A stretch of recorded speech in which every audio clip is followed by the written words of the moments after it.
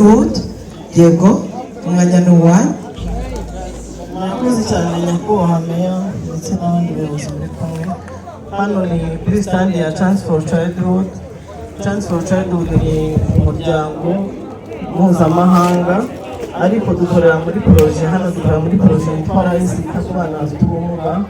Dukorera mu karere ka Burera, mu karere ka Gakenke ndetse no mu karere ka Gicumbi. Twishimiye cyane uburyo dukorana n'ubuyobozi bw'akarere ndetse n'abandi bafatanyabikorwa ndetse n'abagenerwabikorwa. Twita ku bana bafite ubumuga kuva ku bana bafite imyaka 6 kugera kuri 15. Dukorera mu mirenge yose y'akarere ka Gicumbi, no kuvuga ishuri rimwe muri buri murenge. Dukorera mu mashuri 21 muri kano karere. Hanyuma bimwe mu bikorwa dukora ni ukwita ku bana bafite ubumuga nk'uko nabivuze, abari ku ishuri ndetse n'abatari ku ishuri. Bamwe bajya babahishwa ntibave mu rugo. Harimo ibikorwa bitandukanye. Umwanya ni uwanyu. Murakoze cyane nyakubahwa meya, twishimiye kubakira kuri stand yacu Compassion International. Compassion International ni umuryango utegamiye kuri leta, ukaba ukorana n'amatorero ya Gikristo. Hano mu karere ka Gicumbi dukorera mu mirenge 19 igize ako karere. Hanyuma intego ya Compassion akaba ari ukugobotora umwana mu ngo y'ubukene mu izina rya Yesu Kristo. Tukaba tufasha abana tugamije kubakura mu ngo y'ubukene mu ngingo enye, harimo ubukungu n'iterambere, harimo imibereho myiza, imikurire n'imibanire n'abandi. Ariko kuko kugira ngo umwana bagobotose ave mu bukene bisaba ko umuryango wavuye mu bukene. Niyo mpamvu ibyo murimo kubona hano ni bimwe mu byo twigisha ababyeyi baba abana, kuko umwana tuba twamufashije akajya mu ishuri akabona n'ibindi bikoresho byose bimufasha kuba yazabasha kwifasha.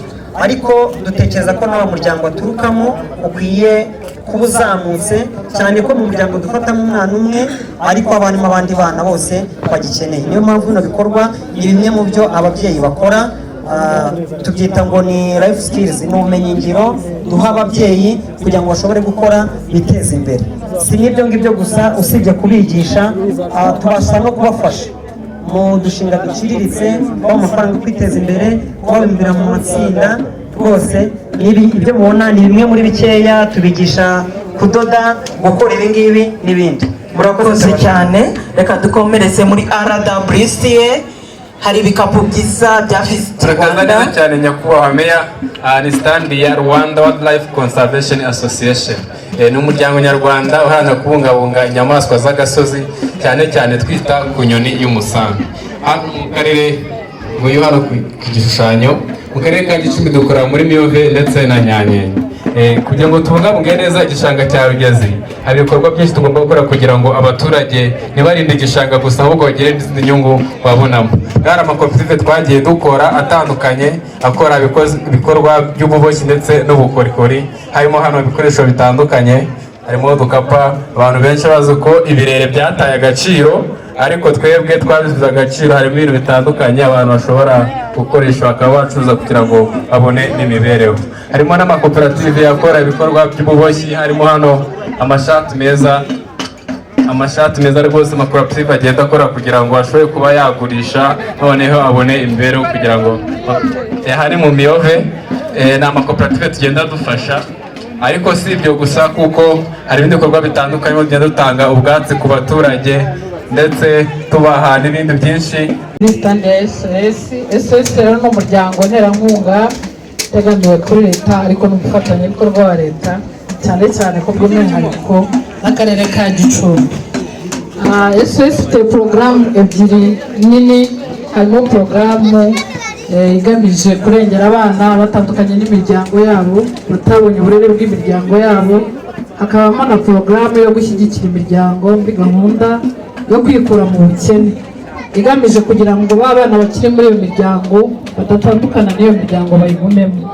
Muri iyo gahunda rero yo gushyigikira imiryango mu kwikura mu bukene, muri gahunda ya graduation, SOS ikorana n'imiryango mu buryo bunyuranye, gushyigikira imiryango mu gushyigikira kugira ngo biteze imbere mu bukungu, bazamure ubukungu bw'imiryango yabo. Harimo gushyigikira imiryango mu bijyanye n'ubuhinzi n'ubworozi.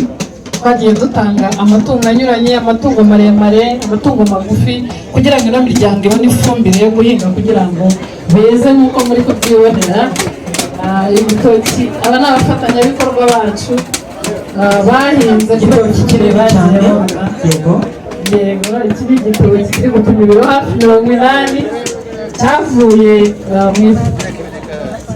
cyavuye mu buhinzi bw'intangarugero bwabonetse kubera ifumbire ino miryango yabonye.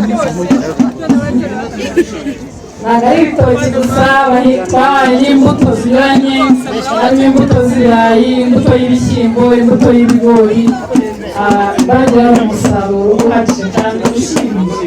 Urakoze cyane rwose. Usibye ubuhinzi gusa, dufitemo na porogaramu yo kwita ku bana. Muri kubona ko dufitemo abana dufashe ingo mbonezamikurire. Muri Gicumbi dufitemo ingo mbonezamikurire 65. Bagiye kuri standi ya Moyegikofi ufatanye na Sasene Komowasi. Iyi standi ni ya koperative Moyegikofi ikora ibikorwa byo gutunganya ikawa. Aha turimo kubereka inzira ikawa tuyinyuzamo guhera hano dutegura ubugemwe, hanyuma akaba iki aricyo bita igitumbwe cyeze, kugira ngo ari abantu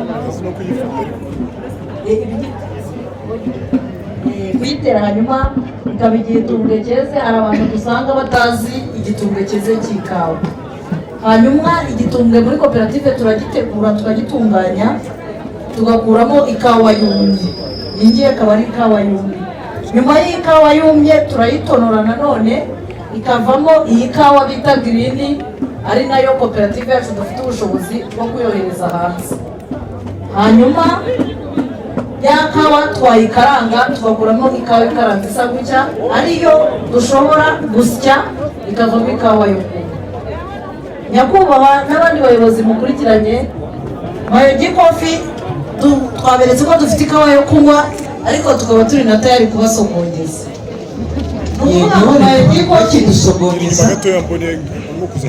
Ntabwo ibikorwa dukora, ibi ni ibikorwa bya koperative, ariko ntabwo ari byo tugarukiraho gusa, tugira n'akamaro muri kominote, yaba ku banyamuryango n'abatari abanyamuryango. Aha turagaragaza aho twigisha abahinzi gukorera ikawa, tukabereka ikawa basarura, ibara rihebuje, turyita ibara rihebuje ry'ikawa, tukabereka ikawa zarwaye ubusurira, tubereka uko bakorera ikawa. Urakoze, reka twomereze muri Nova Coffee mu gihe bari kudutegurira mu Kiyovu, muri Simba, tukayisanga no muri Question Coffee. Urakoze cyane, reka tujye kuri Nova. Ntabwo twagera tutabasogongeza. Urakoze, reka Nova Coffee mu gihe bari kutwereka nabo babe badusogongeza.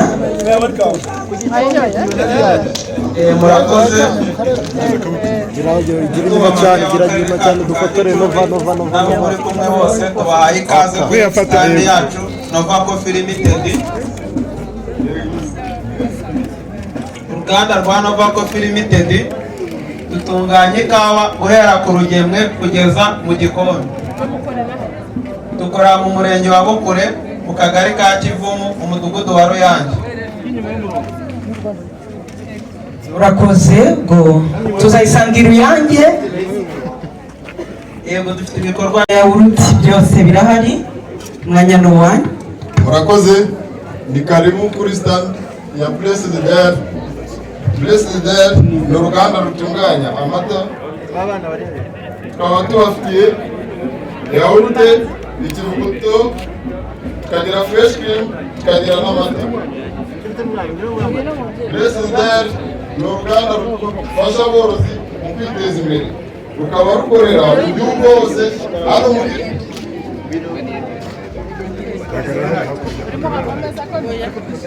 hepfo gato.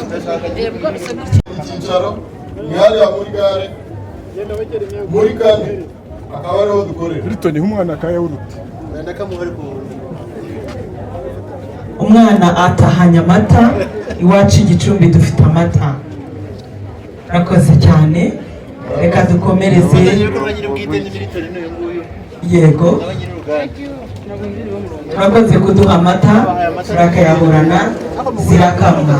Reka ngo bigishwe tekinike zigezweho zo guhinga neza ubutaka kandi tuburengera, hanyuma bashyireho n'imirima shuri izajya ibafasha mu mahugurwa. Yego, hazabaho no guhugura mu byerekeranye n'imirire myiza, aho tuzibanda ku bashinzwe ubuzima. urakoze cyane. niho dukora akawunga impano kwa Mukeshimana Germaine, niho dukorera. Rero urakoze meya kudusura kuri sitade yacu, tugiye kubereka kawunga yacu. Iyi ni y'ibiro 5, iyi ni y'ibiro 10, tugakora n'ibiro 25. Yego, Gicumbi dukora hano ku Gisenyi dukora toni 10 ku munsi, ariko kubera ko isoko rigenda riba rike, kubera ko ibigo by'amashuri bagiye babyegurira abantu bamwe, umuntu umwe, urumva twebwe twahaga ibigo byinshi, ariko birangira babihaye iya Gisi. Twakabaye dukorerayo, ariko ifite ahari abantu bagiye babitsindira. Yego, mwabufasha tukazabikora, gusa ni byiza iwacu. Urakoze. Murakoze cyane. Reka dukomereze muri Agrifest Limited.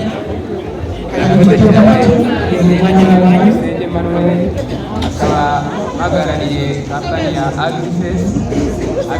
Dukorera ikagero, dukora ibiryo by'amatungo, tugakora n'akawunga. Akawunga tugiramo tipe ebyiri, tugira kawunga ya supa tukagira na pombe ariyo orudine. Naho mu biryo by'amatungo tugira ibiryo by'amatungo by'inka byongera umukamo, tukagira ibiryo by'ingurube ari ingurube ntoya, ingurube nkuru, ingurube zoza, tukagira n'ibiryo by'inkoko ari ibiryo inkoko byo dutera n'inkoko z'inyama. Murakoze cyane. Kagiye hari abakiriya kandi bo babonye babasha ibyo kubona uruganda rw'amuteri. Dukomereze muri Garuka. Katwegereye hino. Murakoze kurwanya n'abayobozi. Hano ni muri Garuka. Muri Garuka tukazana n'Imana muri gahunda yo guca ubukene bw'abaturage mu miryango. Rero dufata urubyiruko tukadufasha kwifasha, tubigisha gukora, tubigisha kwihangira imirimo ishobora kubabyarira amafaranga abafasha gukemura ibibazo by'imiryango yabo.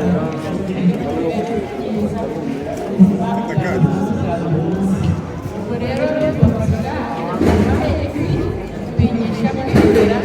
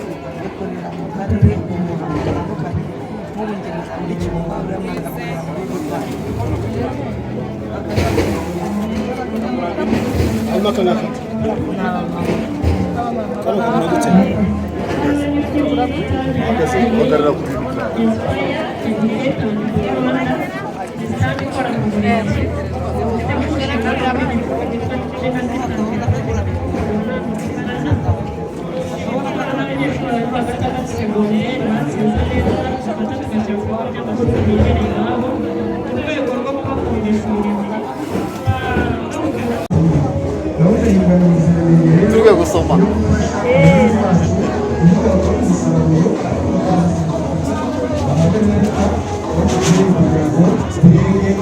Tugiye mukorera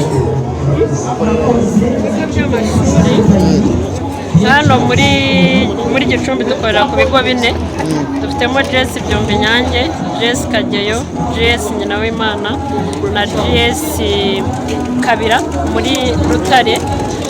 Rero dukorana n'abana baranje umwaka wa 6 segonderi batsinze neza, nibo dufata tukabahugura, dufata icyumweru kimwe tukabahugura tukabajyana ku bigo by'amashuri byegereye iwabo mu rwego rwo kugira ngo bafashe abana kuzamura imitsindire yabo. Ariko nanone bano bana tuba twafashe kuko bari abahanga kandi batize uburezi, tuba tugira ngo tubakundishe uburezi. Nibajya kwa prayinga muri kaminuza, bamwe muri bo bashobora kuba bakunze uburezi bakaba babusaba kuri kaminuza. Iyo agiye kubwiga bukunze, abushaka bukunze, araza akigisha abana abikunze kandi agatanga uburezi bufite ireme. Ikindi tuzi ko kera hagiye habaho abarimu nyine biga uburezi batarabusabye, rimwe na rimwe akabikora nk'akazi adafite iyo passion, ariko uno mwana wabyize ubishaka bafite iyo passion n'iyo ntego no kugira ngo bano bana biga batateje. Iyo arimo kwigisha abana bato nabyo biramufasha. Abana bashobora kwinspiringa mu buryo bumwe cyangwa ubundi, umwana agakunda kwiga kubera yuko yabaye inspired y'umwana abona arimo kumwigisha. Ariko akiva ku ntebe y'ishuri ashobora kuvuga ati nanjye ubu nize neza, ejo bundi nazaza mu mushinga runaka nkagira ahandi ngera. Murakoze. Mwe mukora iki? Twari hamere vantu abana ejo heza ibikorwa byose kuko tukabikora tukarinda abana bacu ubwingire, ubundi n'abandi babyeyi bataragera aho tugeze nabo tukabahugura bakajya baza batugana. Urakoze cyane. Yego, reka tujye mu nganji women craft. Mwanya no wanyu. Murakoze. Nitwa Musabye Marabe Josephine, nkaba ari presidente w'itsinda Inganji Women Craft. Dukorera mu karere ka Gicumbi, ariko saha gusa hari dufite amashami atandukanye, za Rusizi badusangayo, bajya Musanze turiyo. Hano rero dukora ibigendanye n'ubukorikori nk'uko mubibona, harimo imitako itandukanye dukora mu buryo bwo kubungabunga ibidukikije, ibisa na deshe cyangwa se navuga ngo ibyo tujugunya tubihindura iby'agaciro. Murabona ko hano harimo agapfundikizo k'akadobo ka omo, hano harimo amacupa, harimo amasaro atandukanye, harimo amasaro y'impapuro. Izi ni impapuro zisanzwe, dufata ibitabo byashaje hanyuma tukabikoramo amasaro meza. Nk'uko mubibona hari inigi zikozwe mu masaro. Ibyo byose rero tukabibyaza iby'agaciro tukabasha gushyira ku isoko. Hanyuma hari utwo dukora, hari abantu bacu batandukanye, bamwe ntabwo bari aha ariko bamwe ni mu Nganji members. Urakoze cyane.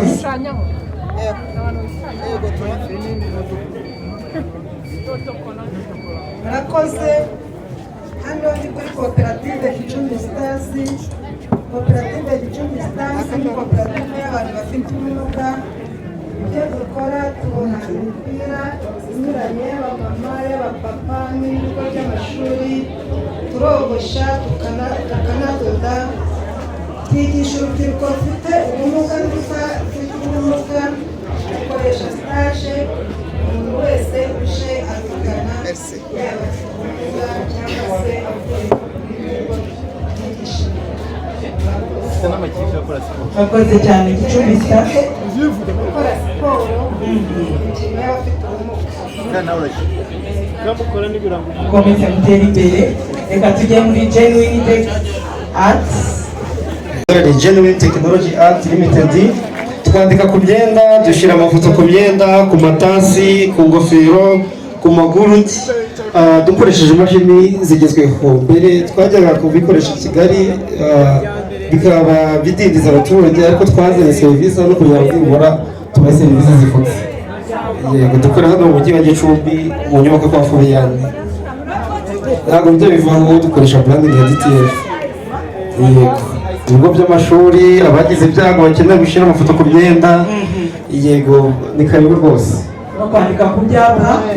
Dukorera hano kwa Fabian muri etage yawe. Urakoze cyane. Turabashimiye. Reka dukomereze muri Majasi ice cream.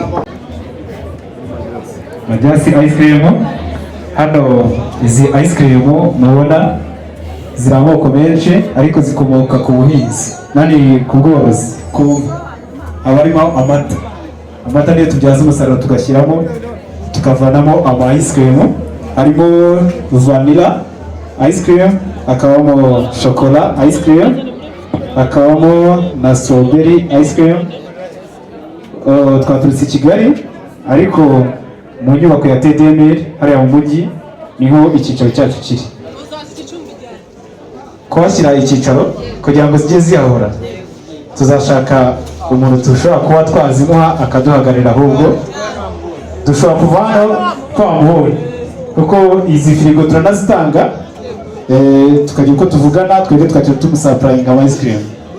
Murakoze cyane. Kandi igiciro muri iki gihugu ari ikibazo cy'amafaranga, abantu bakize gutanga inguzanyo zidasaba ingwate cyane, ariko dusaba ko banyura mu matsinda, abantu baciye mu matsinda ndetse n'abantu basaba inguzanyo zitarenze miliyoni bashobora kuza tukaba inguzanyo bidaciye tutabasabye ingwate. Ni umwihariko rero. Ikindi ni uko mu matsinda nk'uko mubizi hari ukuntu bavuga ngo bafatira amafaranga rimwe. Umwihariko wacu mushobora kuza muri itsinda umwaka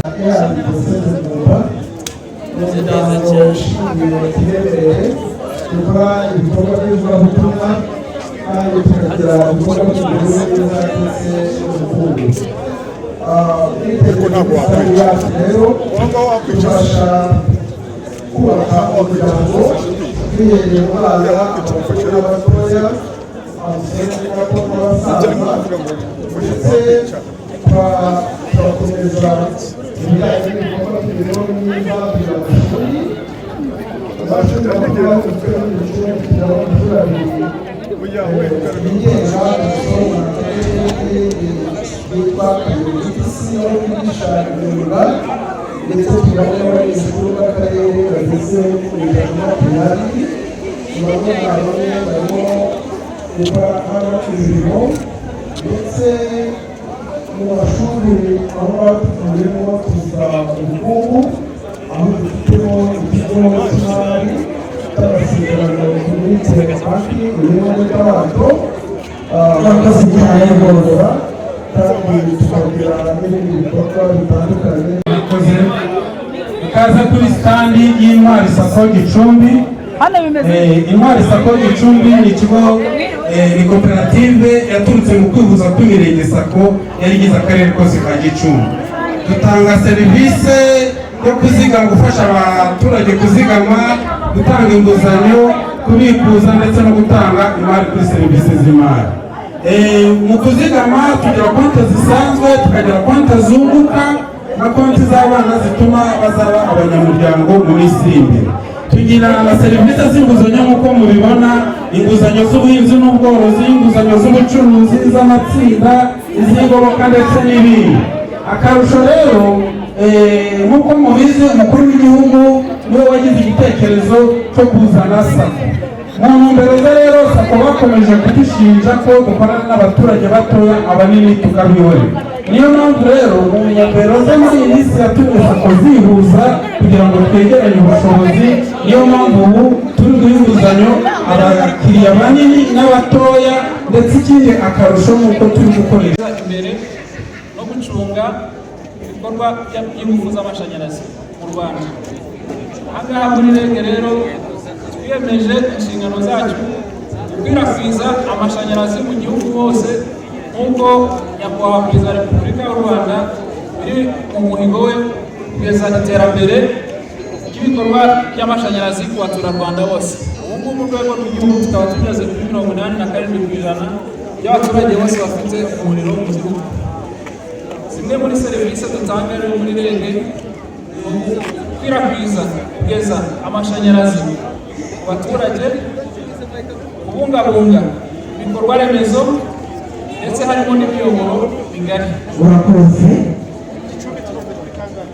Icumbi tugeze kuri 67 n'ibice bijana.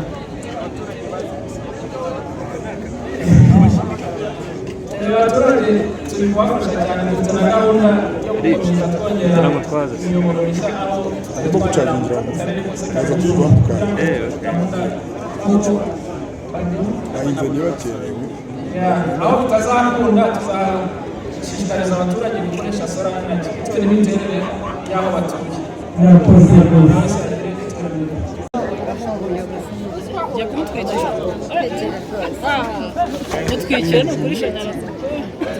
Ruswa oya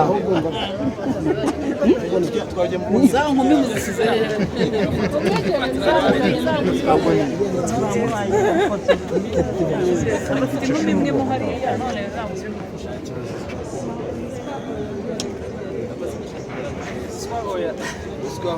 Ruswa oya.